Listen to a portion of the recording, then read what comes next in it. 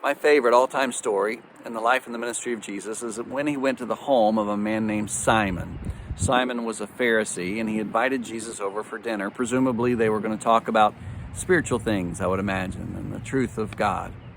Now, you may also know, if a pastor has taught you this, or if you've read it, that they would recline on one elbow in that day, and they would be at a low table, and their legs would be extended to one side. They would eat with one hand.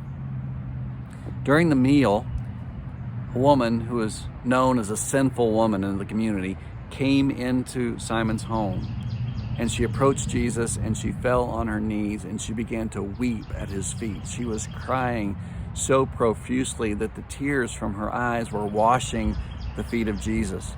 And with nothing to dry them with, she took down her hair and she wiped his feet dry with her hair, and then she took out a pint of pure nard and she used that perfume to anoint the feet of Jesus. Now, she broke all kinds of social norms in that day. She should not have entered that room in that way. She should not have been touching Jesus. She should not have taken down her hair in public, all kinds of things. But what's really interesting is that this Pharisee, Simon, in his mind was thinking, this man must not be a prophet. If he was a real prophet, then he would know what kind of woman is touching him, this sinful woman. Now, Jesus knew the thoughts of Simon, and so Jesus did what Jesus does. He told a very important, simple story. And the story he told was simply about two people who owed a certain moneylender money. One man owed about 2 months' wages for a day laborer. The other person owed about 2 years, nearly 2 years worth of wages for a day laborer. Neither one could pay the man back. And the moneylender, out of the goodness of his heart, forgave the debts of both. So Jesus turns to Simon after telling the story, and he says, Simon, tell me, which one of these men would love most? And he correctly said, well, I suppose the one who had the greatest debt forgiven. And Jesus said he had judged correctly. You know, when you read a story like that, it's really easy to kind of find yourself in the story, isn't it? You kind of think, which person am I? And you kind of think about yourself. I know which one I was in that story. I was the man who owed $500, and really more like $500,000.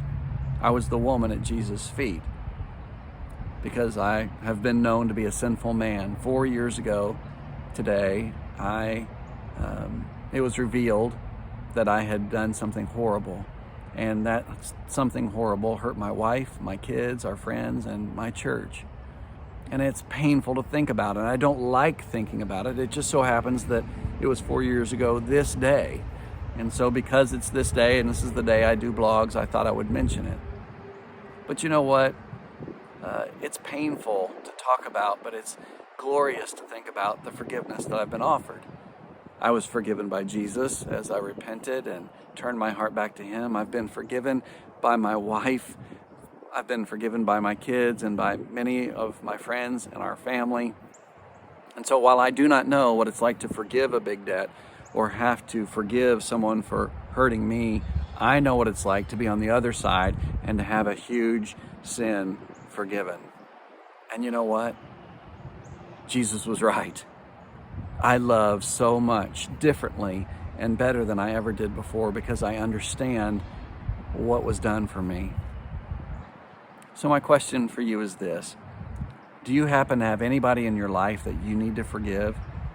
Is there someone that you're kind of holding on to unforgiveness because of something they did to you, and you don't want to forgive them because you kind of want them to hurt, you kind of want them to feel that pain, you want justice? You know what, if that's true of you and that's the way you feel about it, you're not just hurting that person, you're actually hurting yourself, and you're becoming bitter. We all know that we're never more like Christ than when we forgive. And so my challenge to you this week is to forgive, because if that person is truly repentant and they are truly regretful, then they will love you like you've never been loved before. Jesus told the woman at the end of the story, go, your sins have been forgiven, your faith has healed you. There's nothing like the healing love and the grace and the mercy and forgiveness of Jesus Christ. We all need it, every one of us. I hope that you'll forgive the person who's hurt you, and I hope that it will release you from what you're holding on to, and you'll get better and get rid of all the bitterness.